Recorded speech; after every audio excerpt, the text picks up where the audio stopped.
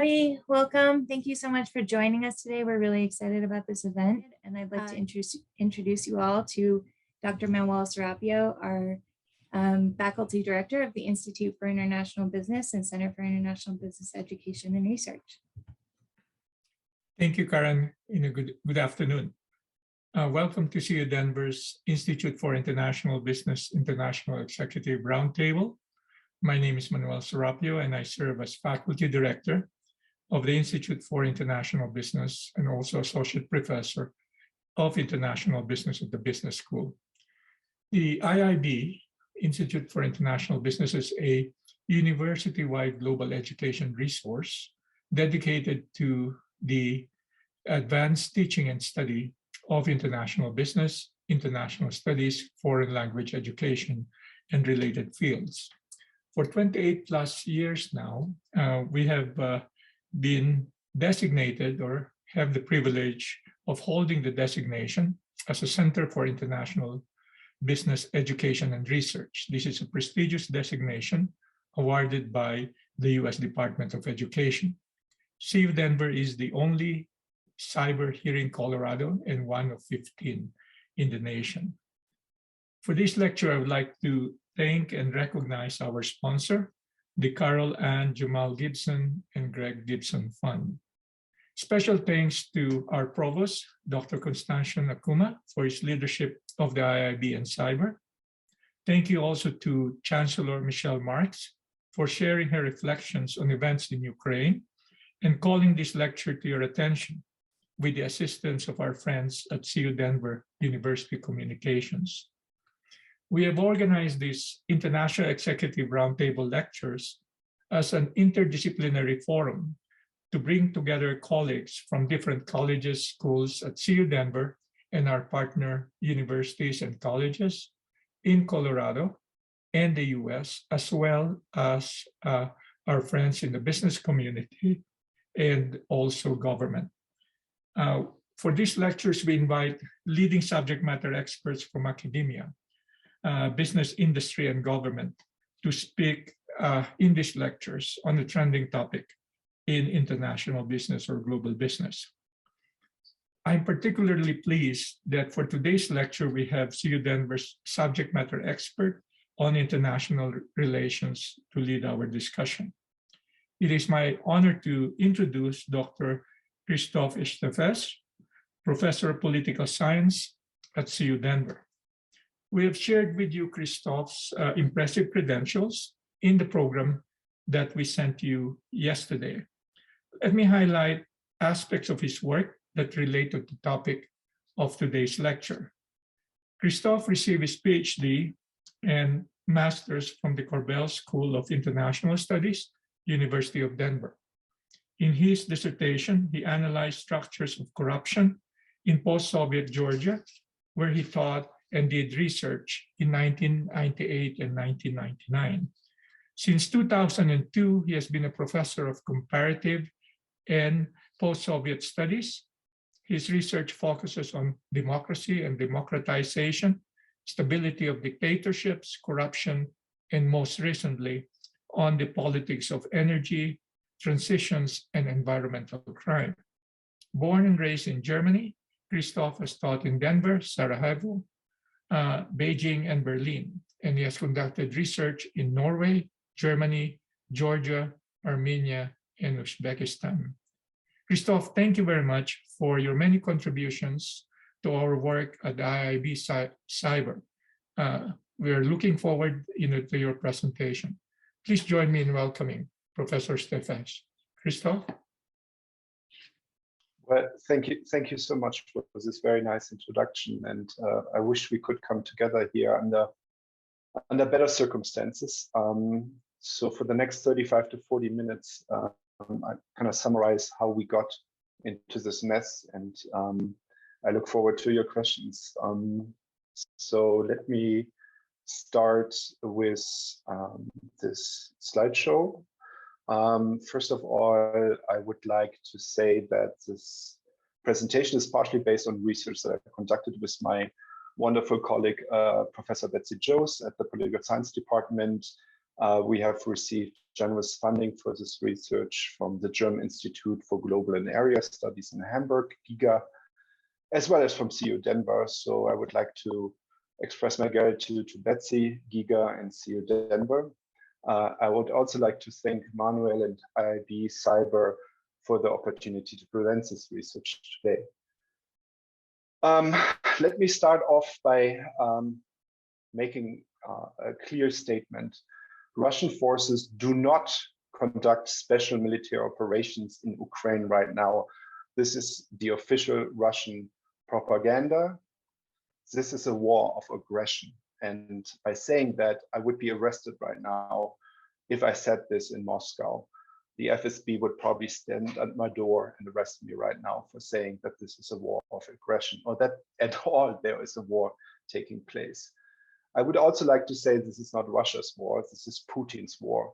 And we should not blame ordinary Russians for this war. The reason I say that is that in my second home in Germany, Russians are currently refused, they're not served at restaurants. Russians are blamed for everything. And I would like to point out that Russians, the majority of Russians do not support this war, and they do not support Putin. So we shouldn't blame the Russians for this war. This is squarely and entirely on Putin. If you have a few dollars to spare, here are a few organizations, humanitarian organizations. Of course, you can also support the Ukrainian army. As a pacifist, I would rather not. But here are some of these humanitarian organizations that provide relief for Ukrainians in need in Ukraine and in the surrounding countries, where about 2 million Ukrainians have already fled. So where are we today? As you can see on this map, this is a little bit outdated. March 6th, so it's 4 days ago. The Russian forces have taken large parts of southern Ukraine and southeastern Ukraine and some parts of northern Ukraine. However, we are 15 days into this war. By this time, even I had expected that Ukraine had surrendered, would have surrendered. It has not. This really seems to be a long war that we are looking into. So this is where we are, and I should add just a little update. Just today we had a meeting between the Russian and the Ukrainian foreign minister, and in Turkey, but no solution came out of it, no agreement. So this war is continuing, will continue probably for the foreseeable future. And I will tell you in the next few minutes why I expect this to go on. How we got there? As a political scientist, or political science in general, do not want to look at a specific person.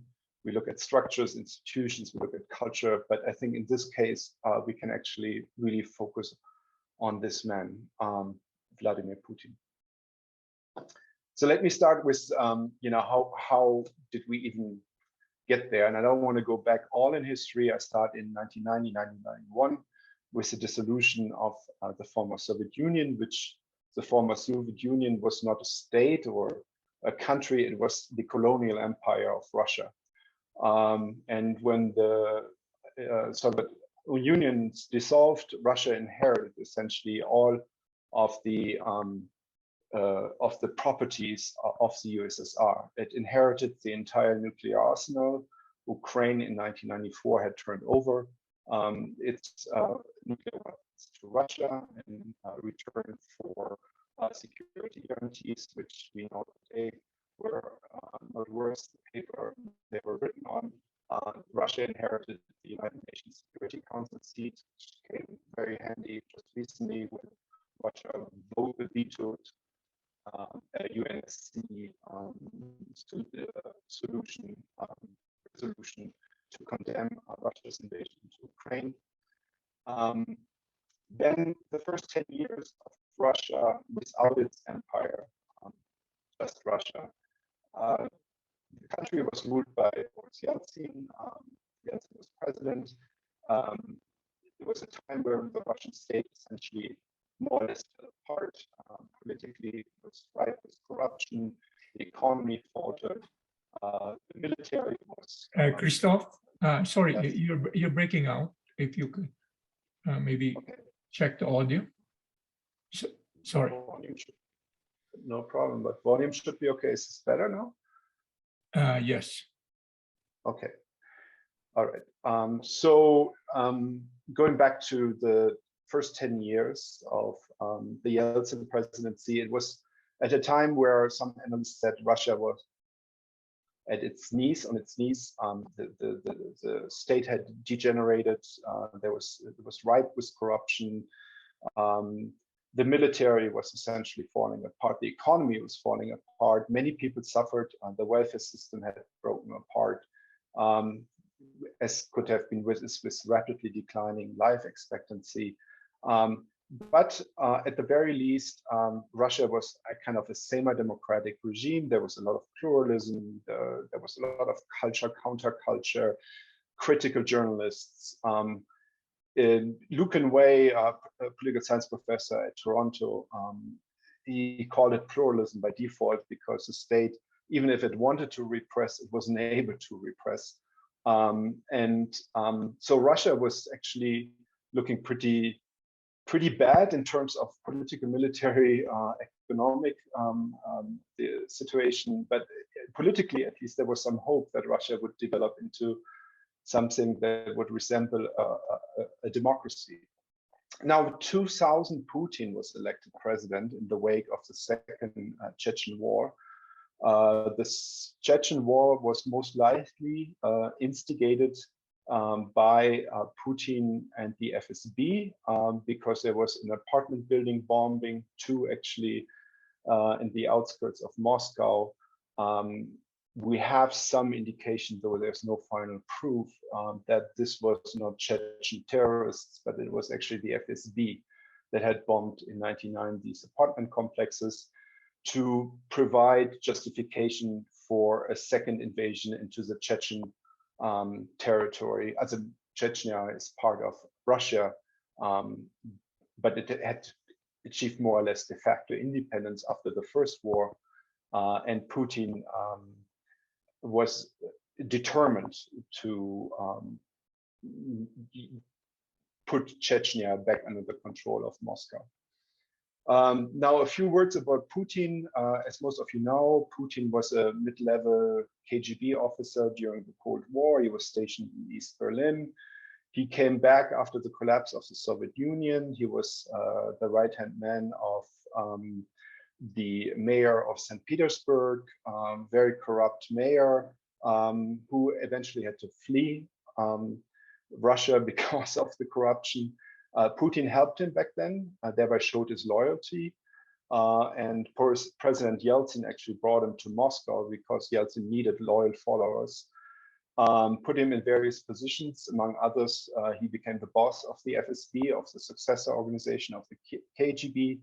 And then he was in 1999 as one of many prime ministers appointed by Yeltsin. So they were like one after another. And Putin was the last one of the many prime ministers that were appointed as a prime minister. And then in 2000, Yeltsin resigned and essentially said Putin would be his successor. And Putin was then elected with a pretty large majority in relatively free and fair elections, president of Russia in 2000.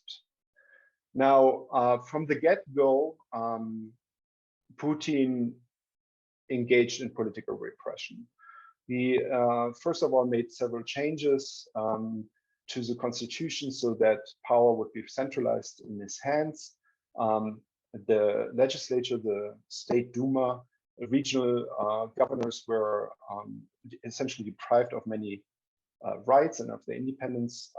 We say at the same time we saw the rise of the Siloviki. The Siloviki are the security people from the former KGB, now FSB, military and other installations. And Putin tried to bring these people into high positions in his government as well as in the economy, appointing them to the oil and gas companies so that Putin, would control essentially these companies and make sure that they would pay their fair share of taxes and to feed into the state budget.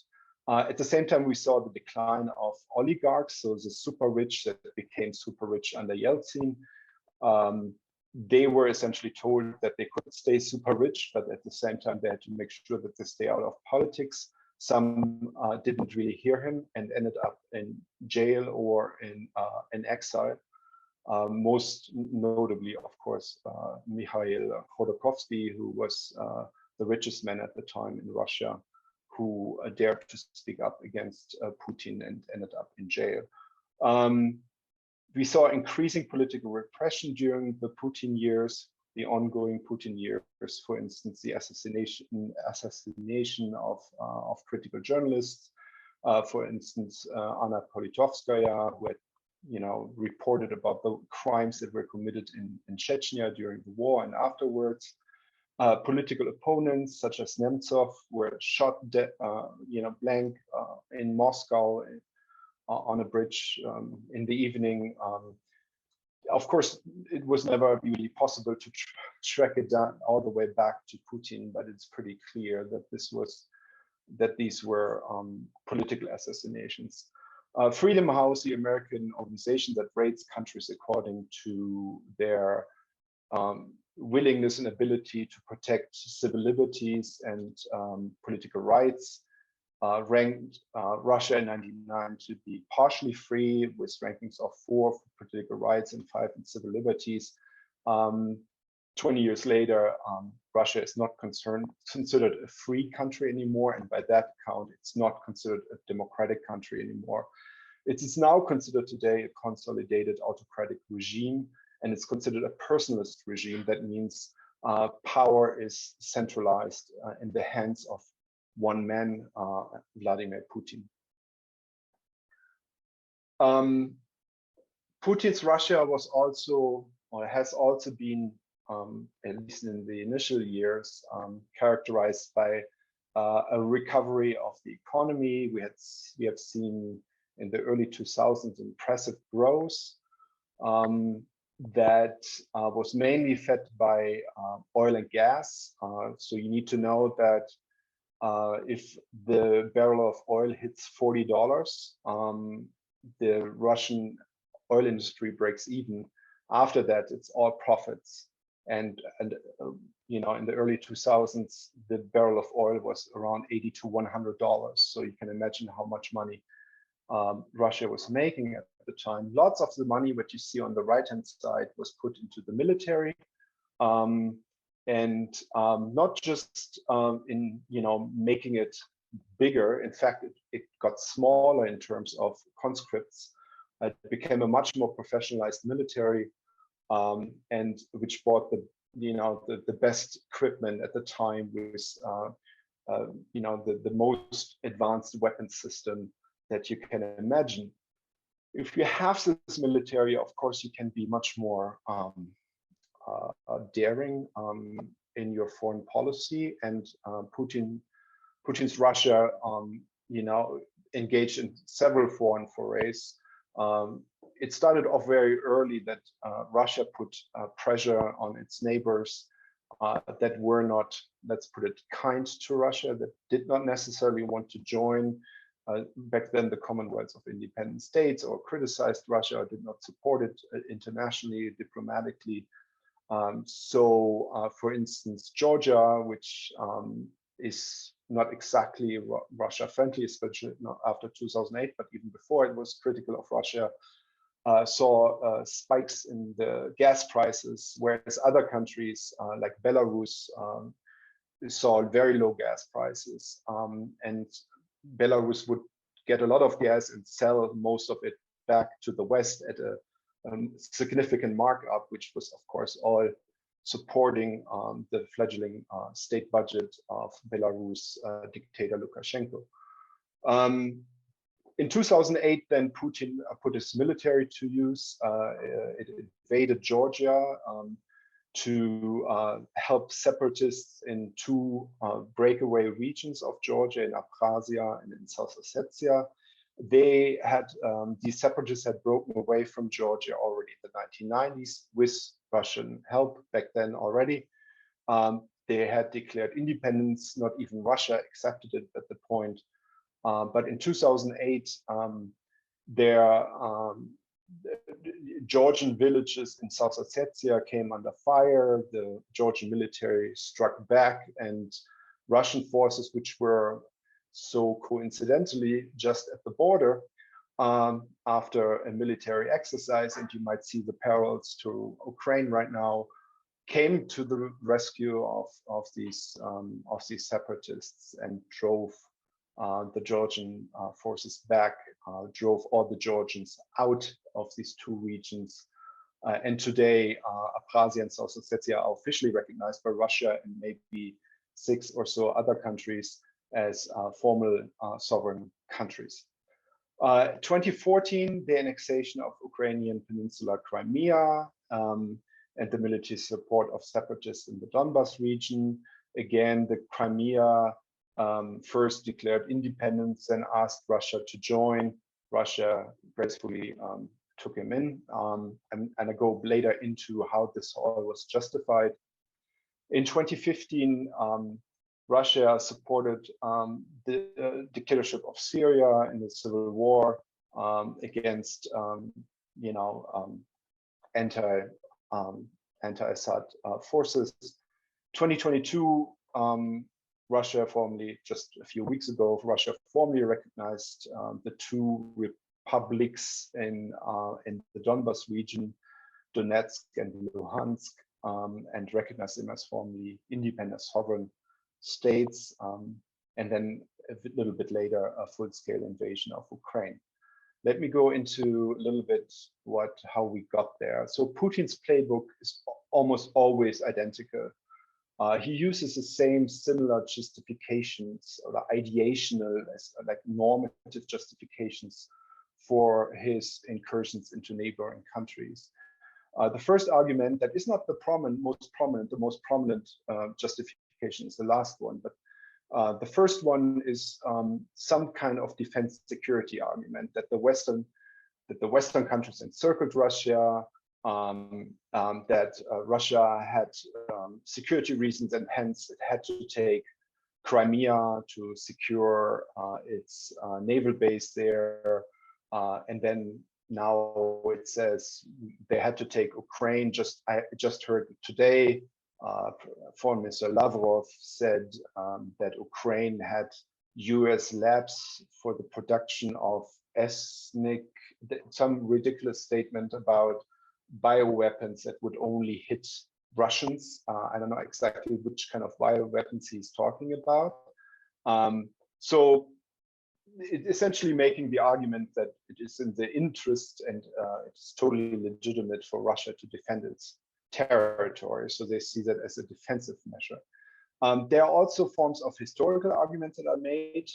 So the denial of nation and statehood, saying Ukrainians are really Russians, and that the state of Ukraine has actually really been cradled by the Soviet Union.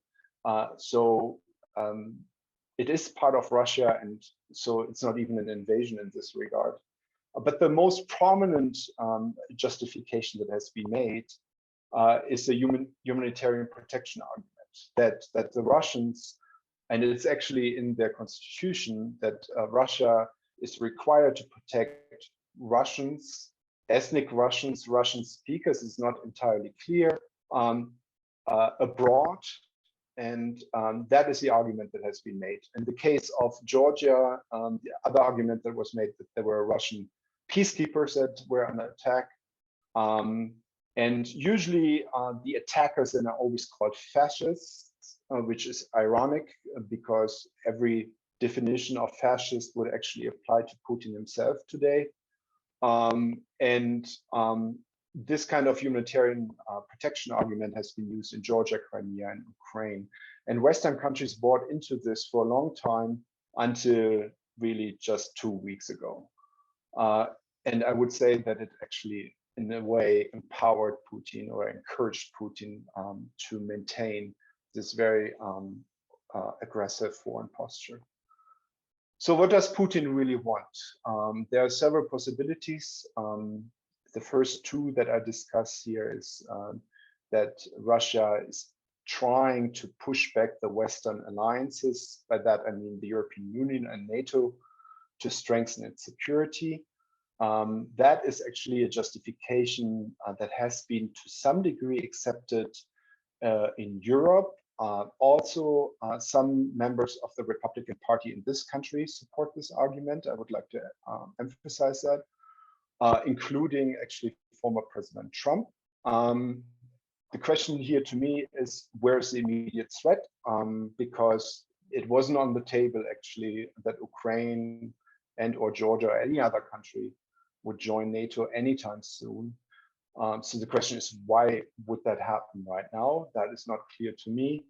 And then what Putin is currently achieving is very much the opposite of creating a friendly environment, because now we have countries that are so scared about what's going on that they would like to give up their neutrality sooner rather than later. I'm talking about Sweden and Finland, but Georgia also just recently submitted its European Union membership application. So what Putin is actually doing, he's giving every state that surrounds it a very, very good, and I would not just excuse, but a very good reason to actually join the Western alliances, especially NATO. So then the other argument is the rally around the flag argument that, when countries go to war, usually the people rally behind their leadership. The problem here with that argument is Putin had no reason to do this. He did not suffer from low approval ratings. Plus, Putin does not really have to care too much, because the degree of repression is so high that Putin doesn't really have to care about what the ordinary Russian on the street of Moscow or St. Petersburg thinks about him. However, Putin might have to placate some of his inner circle people, the Siloviki and the oligarchs that have suffered, especially from Western sanctions that date back to 2014. As you have seen before, Russia's economy grew quite a bit, but only until 2014. Then the annexation of Crimea happened and Western sanctions kicked in, and that put actually a damper on economic growth in Russia. And Putin might actually have to, appeal to these people. But what I think the reason that's going on here is this kind of legacy building, and you see Putin here, and it's Alexander the Great in the background, and I think this is kind of what's driving him, that he wants to create a legacy for himself. He wants to essentially recreate Russia's sphere of influence, culturally, politically, economically. It's in many ways the anti-Western form of the sphere of influence. It's like Putin on many occasions has considered the West to be degenerated, like with all the gay and people, and he's so much an anti-equal rights, social justice person. He has denounced the democracy, at least the Western form of democracy, and he wants to build his own economic organization, which is the Eurasian Economic Union, in competition to the European Union. So Russia's sphere of influence has several layers. The closest layer is what we call Novorussia, which includes parts of Ukraine, Moldova, and Belarus. These areas are considered to be actually really Russian. And so Putin doesn't consider these parts to be sovereign in any way. There's no question that they should be part of Russia. Beyond this inner circle, of the sphere of influence would be the former USSR countries, such as Georgia and Kazakhstan, that are granted some form of sovereignty and independence, but really only if they don't turn towards the West. If they do, as in the case of Georgia, we know it will not end well.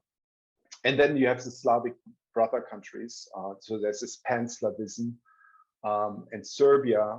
Interestingly, Serbia is the only country in Europe where you have seen strong pro-Russian demonstrations after the invasion. So these are considered brother countries that are supported politically, economically, and diplomatically. So what is going on is, I think, is Putin's attempt to rebuild Russia's greatness in clear opposition and in clear opposition to the United States and the European Union. Is it the West's fault? That has been an argument made by political scientists in the United States, Mersheimer, as well as, of course, several Russian analysts, who say that the presence of US and NATO troops in the backyard of Russia is forced Russia to react this way, and we shouldn't be surprised, and we shouldn't blame Russia. It's actually our fault. Why did we, expand eastwards? I have a few things to say about this. This is actually only a convincing argument if we actually believe that security is Putin's key concern. I doubt that very much. As I said, I think this is all about legacy building. Second is that Russia and NATO for a long time, even during the early years of President Putin's reign, that Russia and NATO were actually closely cooperating.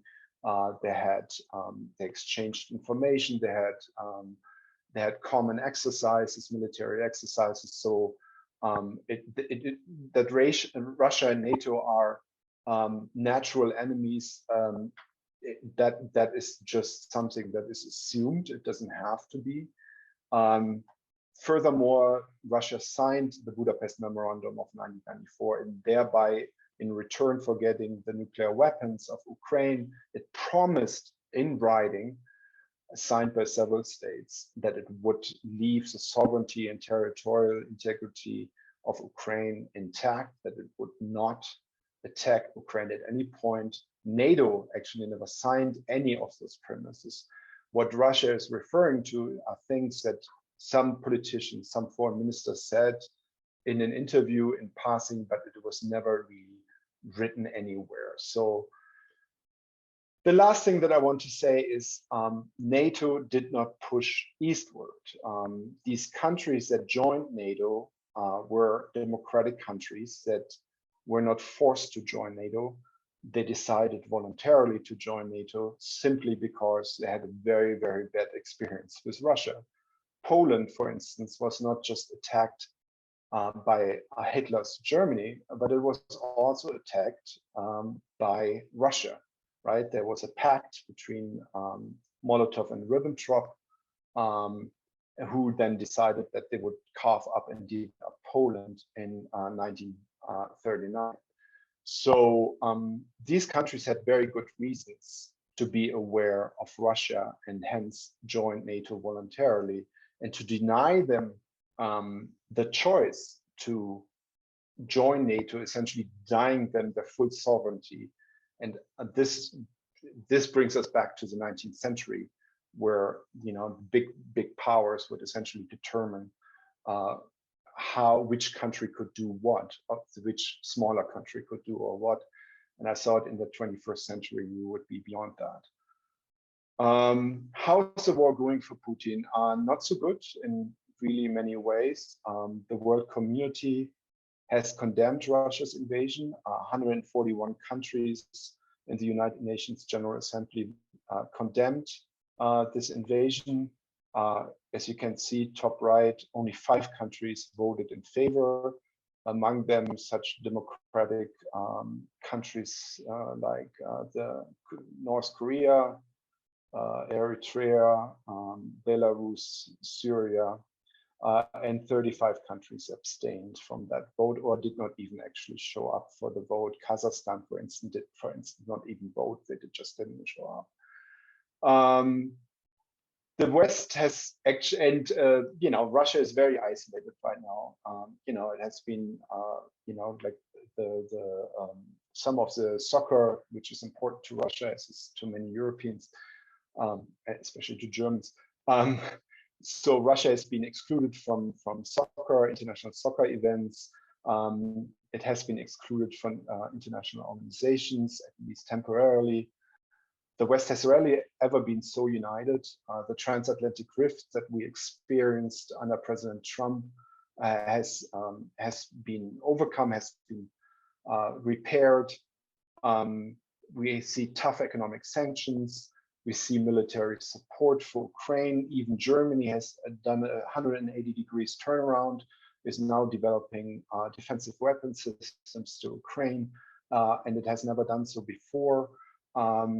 And has given up its rather friendly relations with Russia. As you might know, Germany is one of the biggest importer of Russian gas through 2 big pipelines. It stopped the second pipeline from going into operation. It's quite remarkably high, the shift of Germany's foreign policy in general, but especially its relation with Russia. Then, interestingly, some of its allies stay on the sidelines. Belarus was supposed to join the Russian forces, but several generals of Belarus said that they would actually not, and several conscripts just fled the army. So Belarus, there are few, if any, Belarusian troops right now in Ukraine, but that was originally the plan. We have seen even some pro-Ukrainian protests in Kazakhstan and Armenia, which are supposed to be friends of Russia, and even these regimes thought it at least did not repress the pro-Ukrainian sentiments that were expressed by the populations. The BRICS country, Brazil, Russia, of course, India, China, and South Africa have stayed neutral. They abstained from the vote in the United Nations General Assembly. However, and they don't follow Western sanctions. However, they have not given extra support to Russia, for instance, to compensate Russia from the sanctions that they're currently suffering.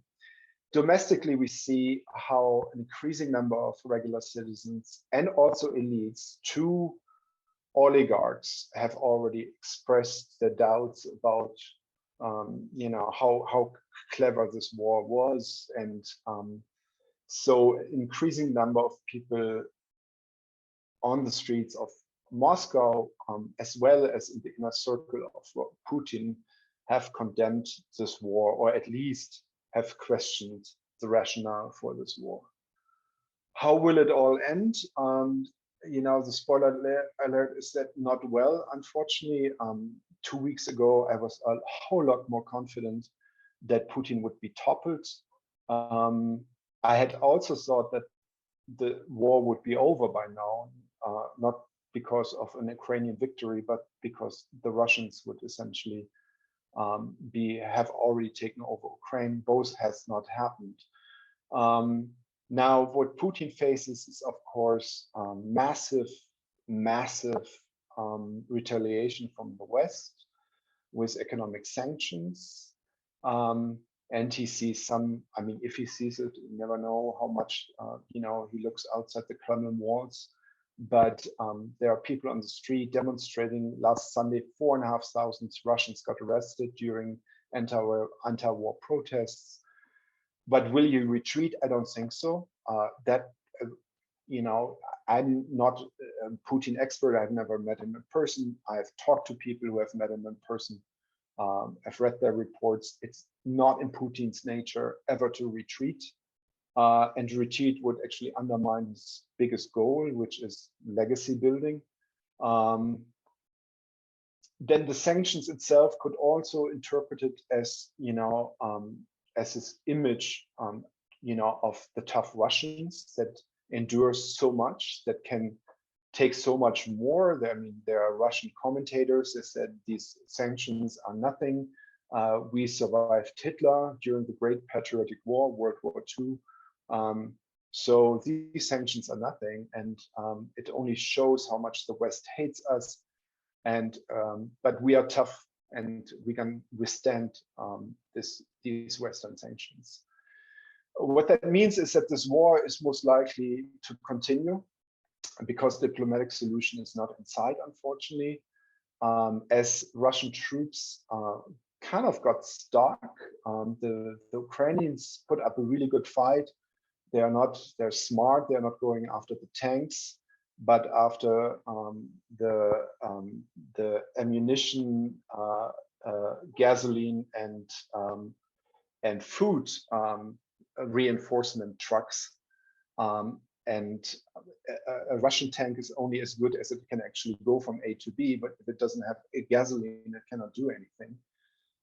So the Russian advance has stopped, which has forced Russia to rely much more on missile attacks, on aerial bombardments.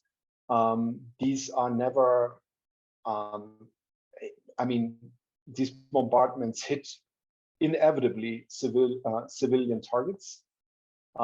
So we have seen a rising civilian casualty rate. We see mounting evidence of war crimes. Just yesterday, Russia bombarded a maternity ward, and 3 people were killed. One was a child. So these are war crimes that are already investigated and have already been put in front of the International Criminal Court in The Hague. I fear that Ukraine will not be able to withstand this Russian onslaught for too long. I also think that the president of Ukraine will at some point say that too much suffering has already occurred, and will eventually surrender. This could happen within the next 1 to 2 months, at which point the Russians will install a puppet regime that is pro-Russian. The only problem is that Russia completely underestimates that it will win this peace in Ukraine. There are, on Twitter, you find these amazing videos of non-violent resistance against Russian troops that have taken Ukrainian cities. They are not afraid, and this resistance will continue for years and years to come, how long ever it's going to be necessary. And that is kind of, heartening, because Ukraine was in a way divided between East and West Ukraine, between the Russian speakers in the East and the Ukrainian speakers in the West. Today, there are no two Ukraines. There's one Ukraine that is united against Russia, and they will stand united even if and when Russia wins this war. And I don't know if Putin is quite aware of what he got into here. I think the only hope here is that Putin will be toppled. I don't think he will be toppled from ordinary citizens on the street that might suffer too much from the economic hardships, and then say, okay, Putin has to go. First of all, the propaganda works well, so sanctions can be used as a propaganda tool. Say, look, the evil West is going after you. It's not my fault, it's the West's fault. The other problem, of course, is the soft and hard repression that works so well in Russia. Soft means the very needle pricks that have been used against critical journalists, against the opposition parties, but also hard repression. The assassination of political opponents. Another option is, of course, that he will be toppled by internal forces, by security forces, military, and the oligarchs in a coup d'état. That I think this is more likely, but the problem here is really that the military has been domesticated already during the Soviet Union. It has never played a role in politics. It always considered itself to be the arm of government, So I find that a little bit unlikely. Security forces are handpicked, the leaders of these security forces, but you never know. And in general, the political scientists don't have a really good track record of predicting a coup d'etat. So this could happen. Not sure though. What can the West do? I definitely think the West should maintain the sanctions, especially targeted towards the political economic elite. I think it should continue providing defensive weapon systems to Ukraine. No-fly zone it can probably not enforce without starting World War III, but it can at least make sure that the Ukrainians can defend themselves. I think the West should build a firewall against Russia. That means countries that want to become EU and/or NATO members should should be granted membership soon. Moldova, Georgia, at least into the European Union, Sweden and Finland, who are already EU members, are now considering NATO membership, and that would probably be a good step. Then we should think about ahead, when this war is over, and we should, I think, train Ukrainians in tactics of nonviolent resistance to counter the Russian puppet regime that will be installed. Erica Chenoweth, who was at the University of Denver, is now at Harvard, has written tons of good stuff about why nonviolent resistance is such an effective means to counter repressive regimes. In short, I think that Russia should pay a very, very high price for its aggressive war against Ukraine. And with that, I would like to say peace to Ukraine. Thank you. Thank you very much, Christophe, for the excellent talk. We have about 40 minutes for questions, and so we have my colleagues, Professor Kaut and Professor Liu, joining us, and they will be helping me in monitoring your questions, and we'll try to lump the questions together, based on the subject matter and topic. So Christophe, let me start by asking maybe the most difficult question. It has to do with nuclear weapons. There's been a lot of talk of Russia's nuclear strategy, escalate in order to de-escalate. What's your sense on this? Is this a real concern, a real threat? I don't really think so. Can you still hear me? I'm frozen. Yes. Somehow. Okay, good. I don't think that not even Putin will consider the use of nuclear weapons in this conflict. First of all, it wouldn't. I mean, it would be mutual destruction. So I don't know what kind of legacy you would like to achieve with nuclear weapons. But the other problem, the problem, that is one way, right, to think about it, the rational way. The other thing is that things happen, right? In 1963, the Cuban Missile Crisis, we almost accidentally got into a nuclear war. And it is not entirely clear, if this could not happen. Again, some accidents. And so I don't think that purposefully nuclear weapons will be used to reach strategic goals, but I fear that by accident, this could actually happen. Thank you. Missy? Yes. Do you foresee with China becoming more and more committed to the support of Russia, at least on the surface, do you see a global economic and financial rearrangement of the global financial system depending more on the ruble and the yuan? No. I'm really not an expert of international finance. I teach a class on international political economy, but this is for undergrad students, so I'm definitely not but the euro was once considered to be like this rival currency, you know, the second currency next to the US dollar. And even the euro has not ever achieved this status. So I don't see how, you know, China and Russia could, you know, would they pool their currencies? Most likely not. And let's face it, you know, China's support right now of Russia is in many ways very opportunistic. They're taking advantage of Russia not knowing where to export their goods, mainly oil and gas, and Russia is willing to take their oil and gas, but at a much discounted price. So for you know, I don't see. I mean, a lot of people talk about this new alliance of Putin and Xi. I don't see it coming simply because when we look at history, you know, the Soviet Union and China were never really, you know, best buddies.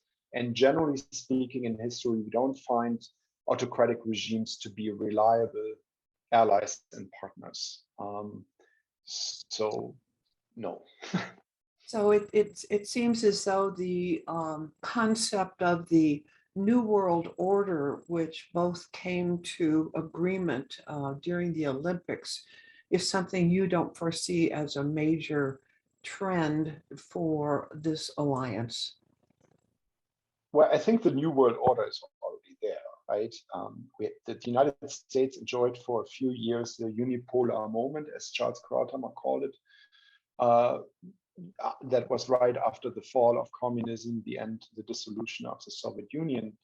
But at least since the rise of Putin in the 2000s, as well as you know, Brazil actually becoming a major power in the world, we have seen a multipolar world, and I think this is where we are.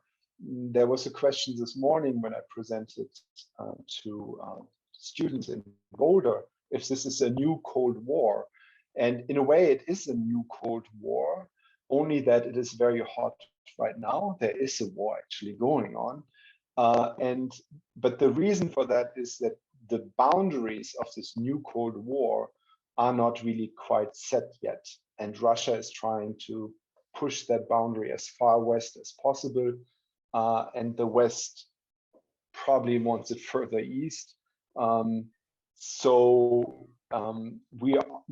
is no new world order. It's just that the new world order is already there. It's just that it just needs the institutions, the rules and norms to actually to cement it.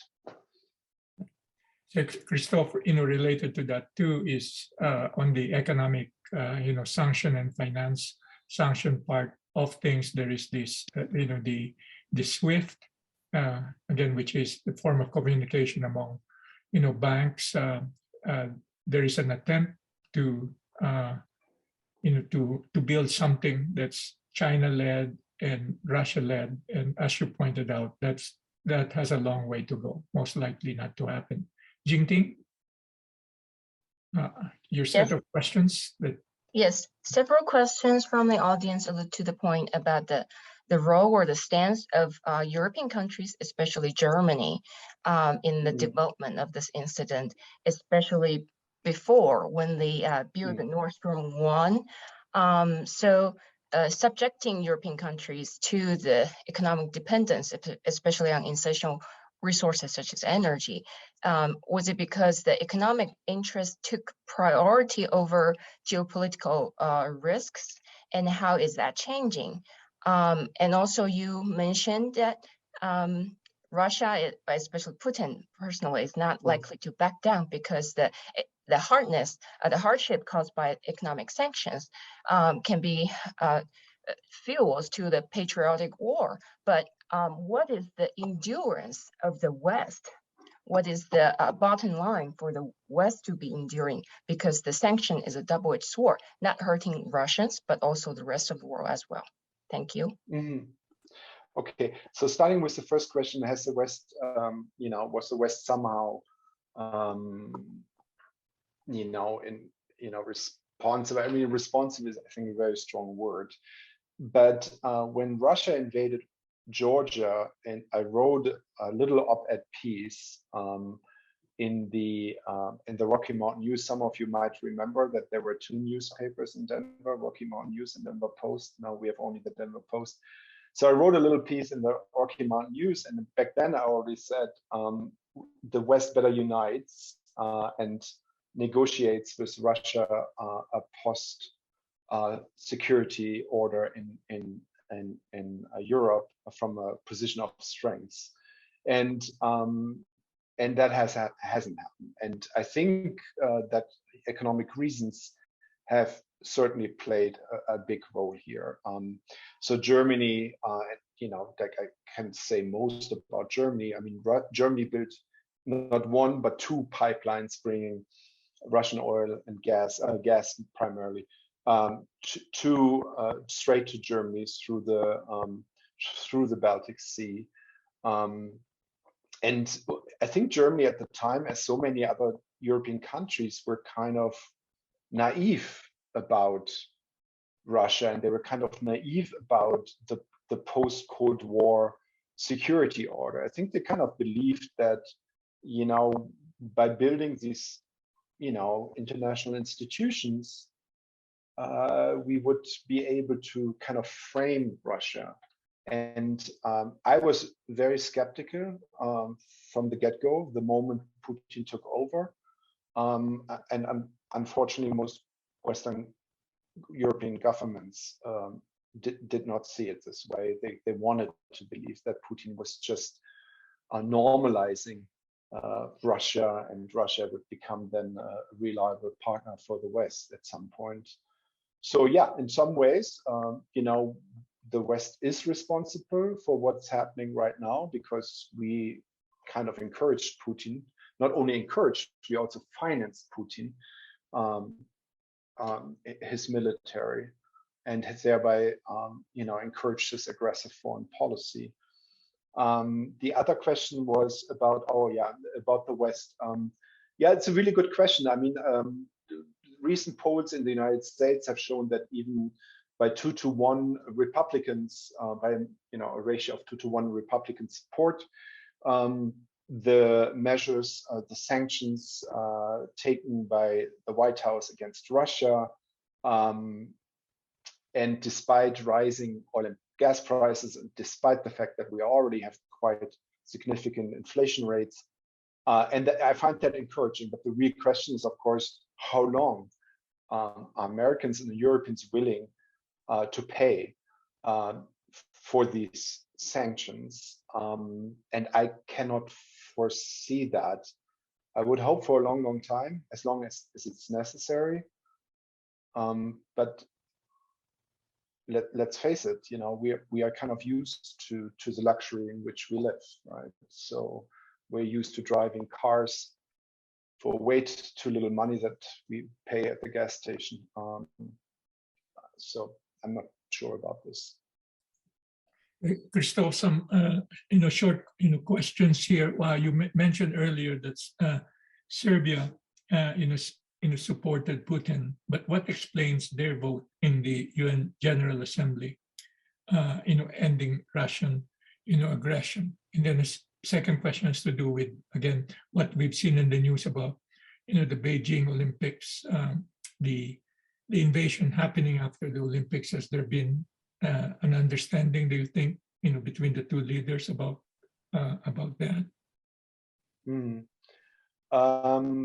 I think we were actually a little bit surprised that Russia that China would abstain from this vote in the Security Council, but also in the General Assembly vote.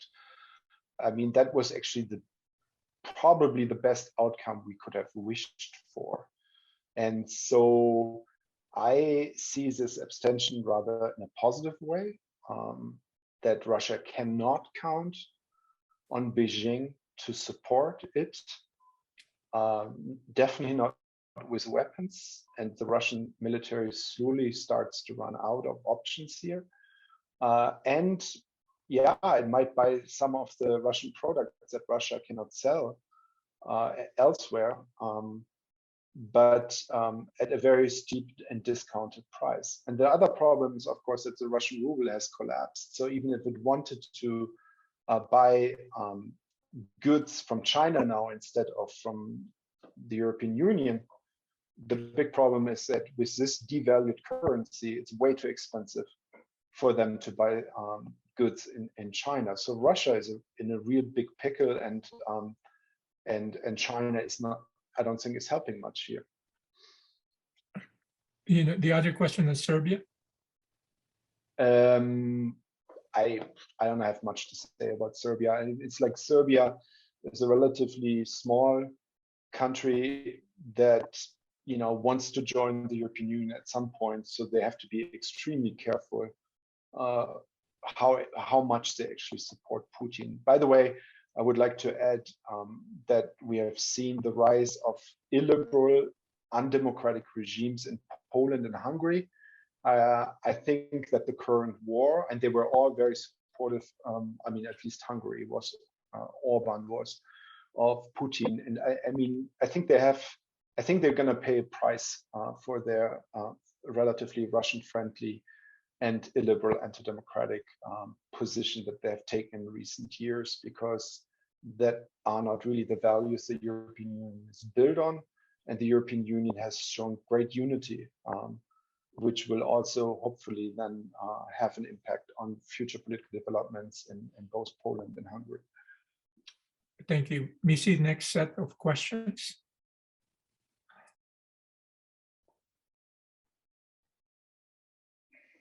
You're on mute, Missy. Terribly sorry. It seems under Putin in particular, Russia has pursued a very strong humanitarian effort to basically take down societies and the social fabric of a country or of an area that it is pursuing. NATO was set up strictly as a military deterrence, but it seems as though Putin has identified a very strong weakness in NATO. It does not know how to respond to these humanitarian incursions and the annihilation of basically ethnic cleansing of peoples. Is there something that can be done with NATO to reinforce the humanitarian side that needs to be addressed in the future? I'm not entirely sure if NATO is the right organization for doing so. And it's definitely not the right organization right now in Ukraine, because the moment NATO becomes militarily involved, we are in a direct war with Russia. And I don't think that that can be in anyone's interest. And I don't know, you know, like if in general, I don't really think that Russia would, as a military alliance, would be the best possible organization to, you know, protect civilians from military attacks or any other attack. Thank you, Jingting. Another question or a group of questions concerning the end result of this invasion, this war, and also for the Putin leader himself as well. So in your presentation, you mentioned that possibly this war will quickly evolve to a surrender of the Ukrainians in about 1 to 2 months. But the audience questioned, with the support from the majority of the world to the Ukrainian people and the government, will that change the length of the war or even the end result? Could there be a West Ukraine versus the East Ukraine? And will Putin personally be taken out as previously happened to Soviet leaders? I don't know if Soviet leaders have been taken out, but they ended up abruptly. Yeah, because of death. I mean, Stalin was relatively old, Brezhnev was really old, Chernenko was old, so they were all like in the 80s. So I don't think the West took them out. And Putin is 70 and he looks rather healthy, though Botox might have done some damage to his face. But nevertheless, the point here is that thinking about Ukraine having to, give up even Crimea, not to mention Eastern Ukraine, to me is out of the question. Ukraine is a sovereign country that has not invited Russia to invade, that is united, and that even in Eastern Ukraine today, people are standing up against the Russian military. So this is never a compromise that I would make as Ukrainian President Zelensky. So no, I don't see it. I wouldn't advocate for it, at least. Could the length of the war be elongated because the rest of the world is supporting Ukraine? So Russia won't be able to succeed in a short period of time? It will not succeed. I mean, it's already 15 days, and I'm pretty sure that Putin never calculated that it would take that long. He probably thought it would be over in 2 or 3, max 5 days. So it is already taking a lot longer, and it's partially due to the weapons that the West has delivered. But let's face it. I mean, if Putin doesn't, back down, it means it will rely on its superiority, his aerial superiority. That means we will have bombers, bombing the hell out of these cities, and which will lead to casualties. I mean, we just have to look at Syria and how the Russians behaved in Syria, and bombed Aleppo, for instance, bombed hospitals. And at some point, I think the Ukrainians will say this is not worth the price anymore. Let's fight Putin after a ceasefire, with maybe non-violent means. So it's true that the Ukraine can put up a good fight and for much longer than anyone really expected. But I think at some point the Ukrainian leadership will say that the price of civilian lives is way too high to continue this fight. Yeah, Thank you. Christoph, related to that, there are questions related to the no-fly zone. Will this stand in a change, or will we be drawn into again a different stand on this?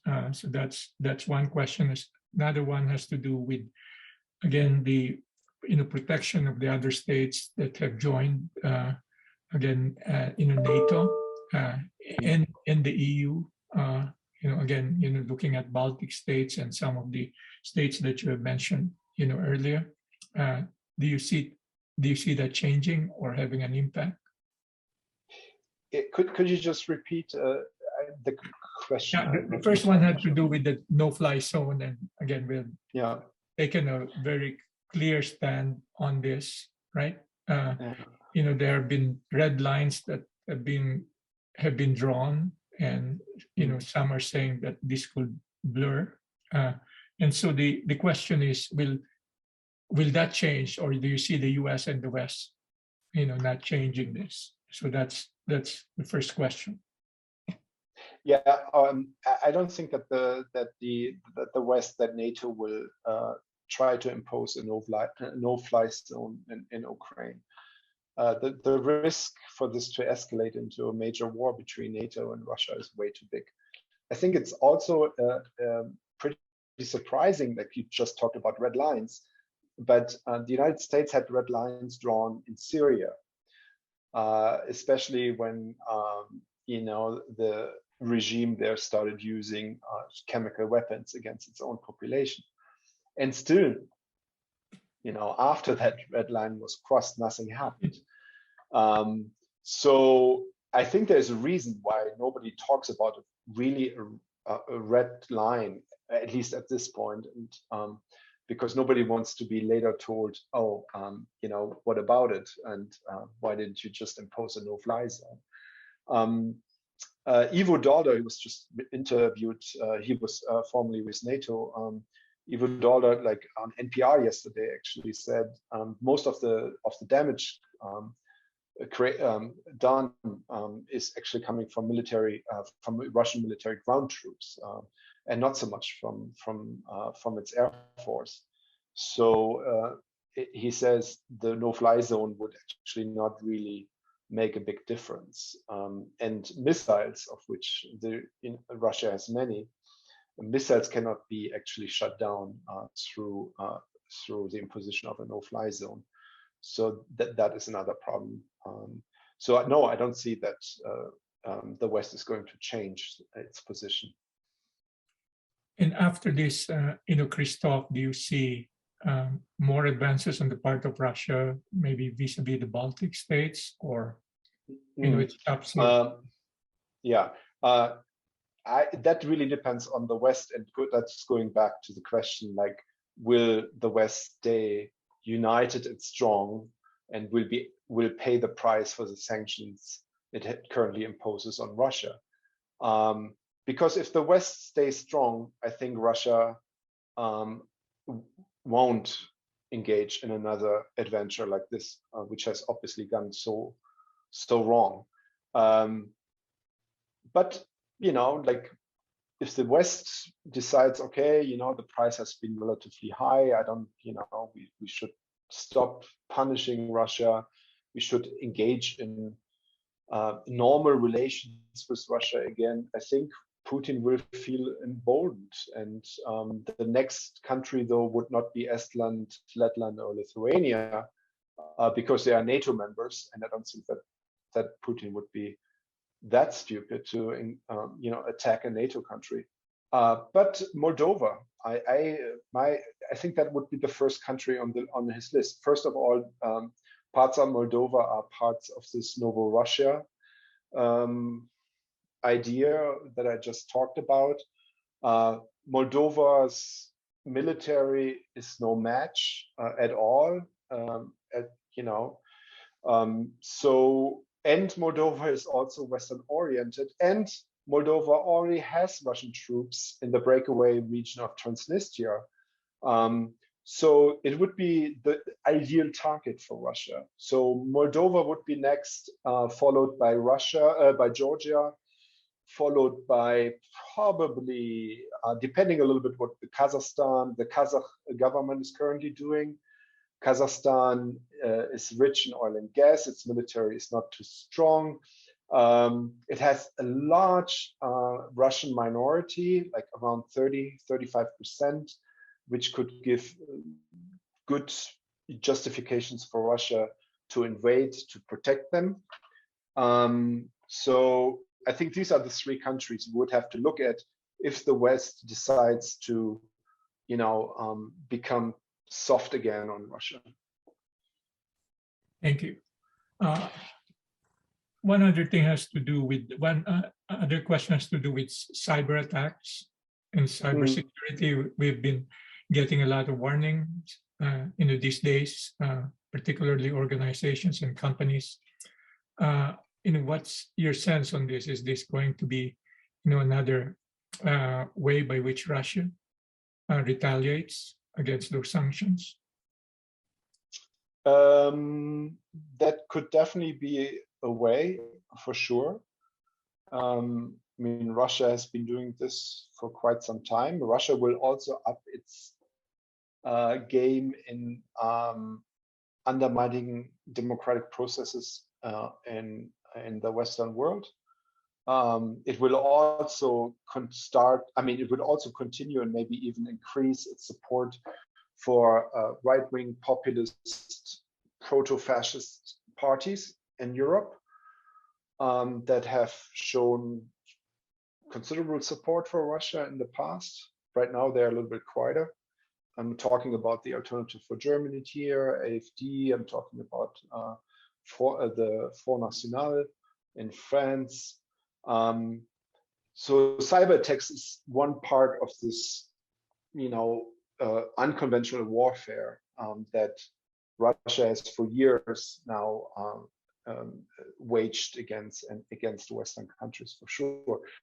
The interesting point is actually it seems to be backfiring right now. I don't know if you heard that there have been cyber attacks against Russia by some independent organizations. Nobody really knows, but the Kremlin website was down for several hours. So we see these reactions against Russia, so that we actually can strike Russia with their own weapons. Thank you. Missy?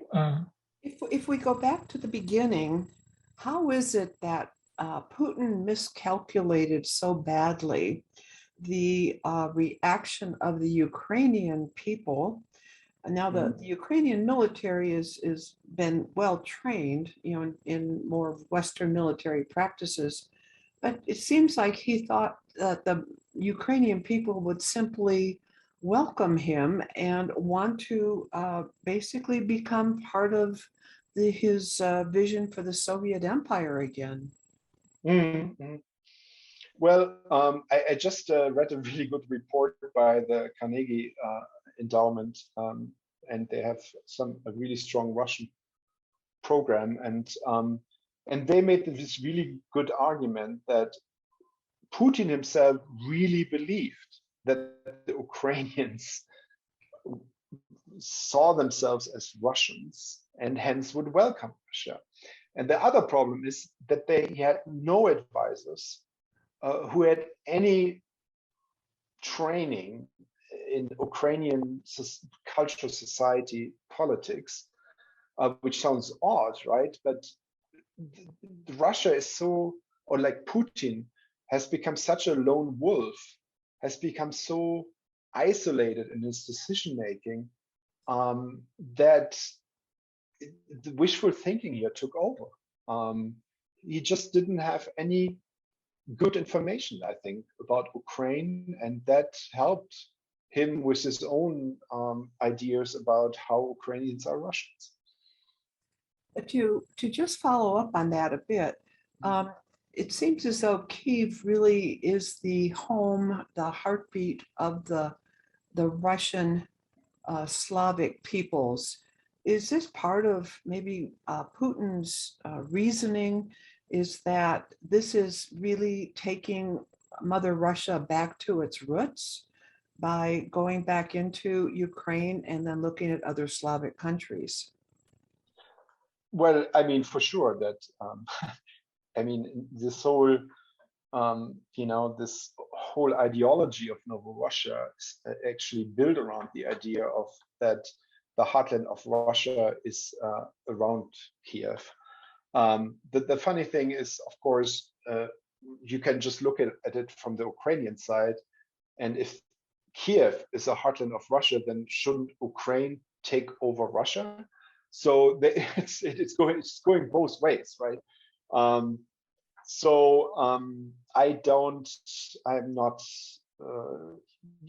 pretty sure that Putin is motivated by this kind of warped historical narrative, but reality is, of course, that the Ukrainians are an independent state and they are an independent nation.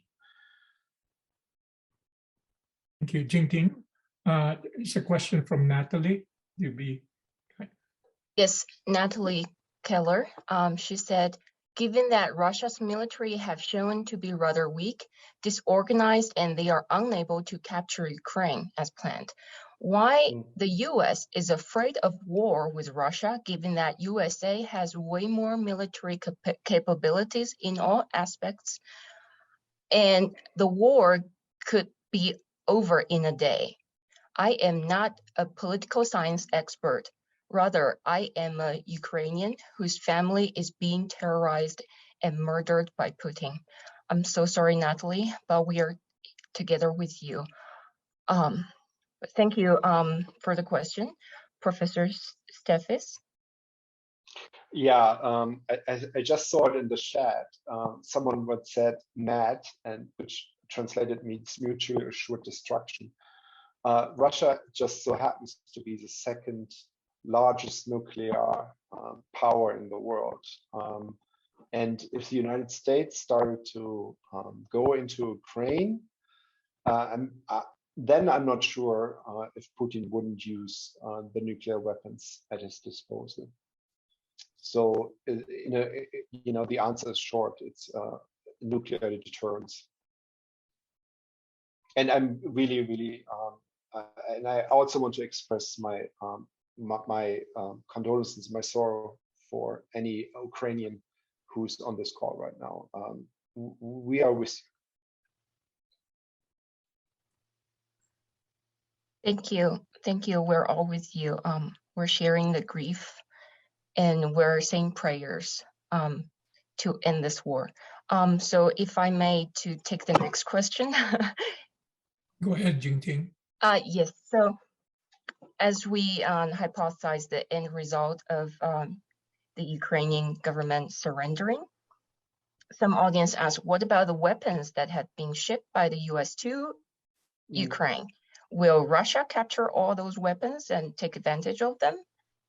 And with this surrender and the military control of Russia, what's going to happen in the future? Will it be inevitable that Russia keeps expanding westward? Even the majority of the neighboring countries have already joined NATO. And will that lead to an inevitable military conflict between Russia and NATO? Not necessarily. First of all, what's going to happen to all the weapons sent to Ukraine? Right now, it's actually pretty much the opposite. As President Zelensky said, it's like right now they're capturing so many Russian weapons, tanks, and ammunition, which they're now using against the Russians, which is, of course, the biggest humiliation. So right now, it's actually they're working the other way around. But if Ukraine were to surrender, I don't necessarily think that the entire Russian army would have been taken over Ukraine or whole of Ukraine. I think that there will be, especially in Western Ukraine, we see hardly any Russian troops. And my hope is, of course, and I'm not a military expert, I don't know if this is possible, but my hope would be that this military would be relocated to Western Ukraine just before the Ukrainian government surrenders. Yeah, I hope that answers the question. I don't know. Yeah.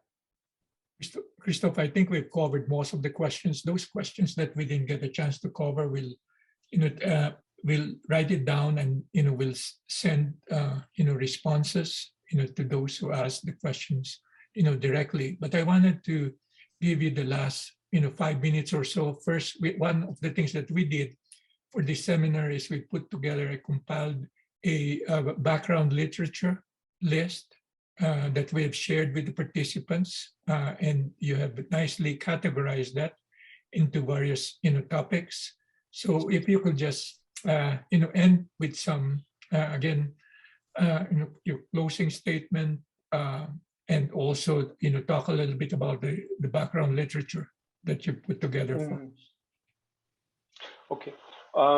So first of all, thank you again, Manuel and Jingting, Missy, and Karen for hosting this and organizing it, and IAB and cyber in general. I think this was a really good discussion. I really like the questions, and I thank you all for attending. I don't know how many. I only see a blank screen. I don't even know if my camera is on right now. It seems to be maybe. Can you see me actually, or? We can hear you, but not see you. Oh, we can. Okay, so I think the Russians have taken over my camera, so I'm sorry for that. So I first like to thank everyone who has been on the call today. This has been quite nice. Thank you so much. If you want to hear more about this, my department, the Political Science Department, is going to organize also roundtable. And this time I will do this together with my colleague Betsy Joes, who's so much smarter on issues related to international law and war crimes and so on and so forth. And we're going to talk about a lot about this at the end of the month. Maybe Manuel, you can send out the Zoom link to everyone who's here today, and let them know about the upcoming talk that we do at the end of March, I believe it is. As far as the literature goes, or the final words, I think I'm not a military expert, first of all, and so to talk about this war, I can only do this because I have some pretty good knowledge about Russia and Russian foreign policy. But all of this, is easily accessible. There's so much out there in terms of good literature, and I put something together on Russia, on the domestic developments, on Putin and how he's organized his regime, and on Russian foreign policy. So when you look at this list, this is essentially how it's organized. So first some background information on Russia, and then on Russian foreign policy, also on Ukraine, and then specifically on this war. And if you have any questions, I assume that my email address is somehow available, and if not, look me up on Google, and I'm happy to answer any questions that might occur later. Christoph, thank you very much. It's excellent. Please join me in thanking Christoph.